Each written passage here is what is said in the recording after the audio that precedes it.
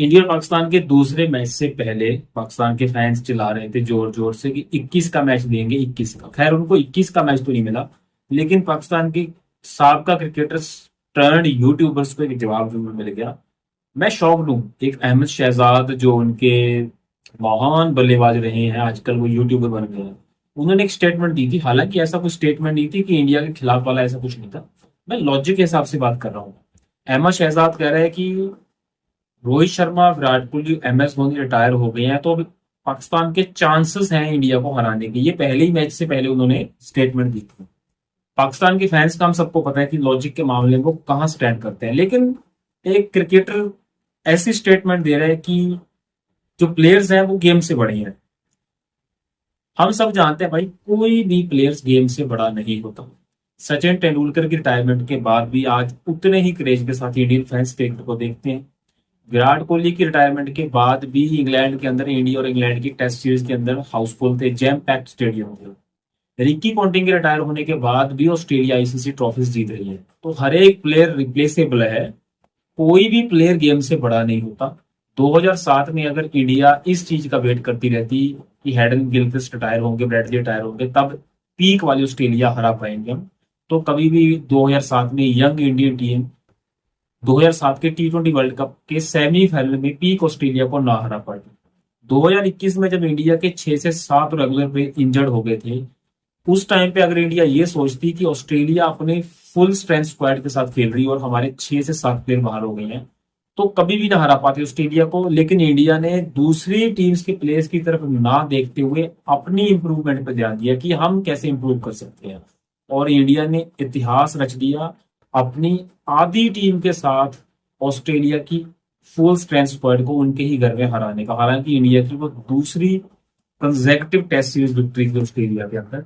अब ये भाई साहब कह रहे हैं कि रोहित शर्मा और विराट कोहली के रिटायर होने के बाद इंडिया को हराना मुश्किल हो जाएगा। अब अभिषेक शर्मा और शुभमन गिल की बैटिंग देखने के बाद क्या अहमद शहजाद ये बोलेगा कि अब अभिषेक शर्मा और शुभमन गिल की रिटायरमेंट का वेट करते हैं, जब वो रिटायर हो जाएंगे तो शायद इंडिया को हम हरा पाएंगे। इंडिया के कौन से प्लेयर खेल रहे हैं, कौन रिटायर हो गए हैं, कौन होने वाले हैं, इन सब चीजों को छोड़ के अगर पाकिस्तान अपने ऊपर ध्यान दे कि हम इम्प्रूव कैसे कर सकते हैं, हम दूसरी टीम को कैसे हरा सकते हैं, कहां कहां कमी है, हम अगर हमारे प्लेयर 128 की स्ट्राइक रेट के साथ 50 रन बनाने के बाद गन वाला सेलिब्रेशन ना करके ये ध्यान दें कि अब इनिंग को कैरी कैसे करना है, कम से कम 180 से 200 तक का टोटल कैसे बनाना है, तो पाकिस्तान जीतेगी।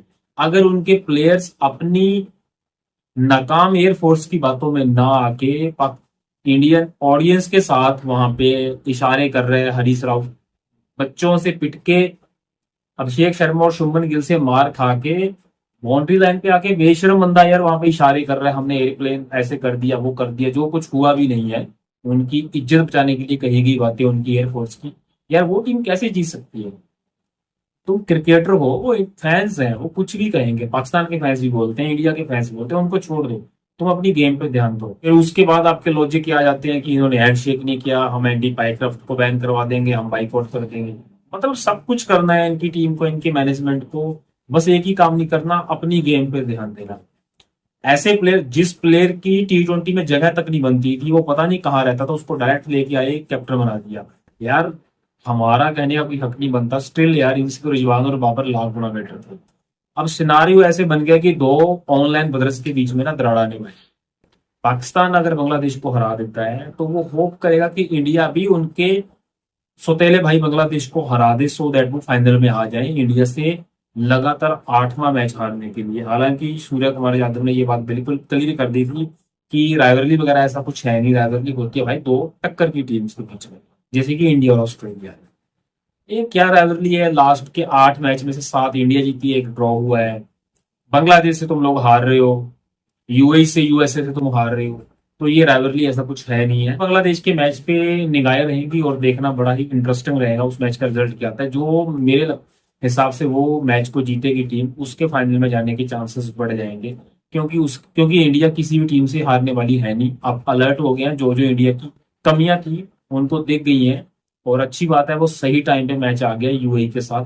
उस मैच में इंडिया को पता चल गया कि कहाँ पे हमारी चूक हो रही है हमसे, तो बॉलिंग काफी टाइट कर दी। और दूसरे मैच में इंडिया ने दिखाया कि बुमराह के रन्स खाने के बावजूद भी वो अच्छी बॉलिंग कर सकते हैं, उनके पास और भी ऑप्शंस है। तो देखना इंटरेस्टिंग रहेगा। पाकिस्तान और बांग्लादेश की बात करते हैं। चैनल सब्सक्राइब जरूर कर देना आपके भाई का।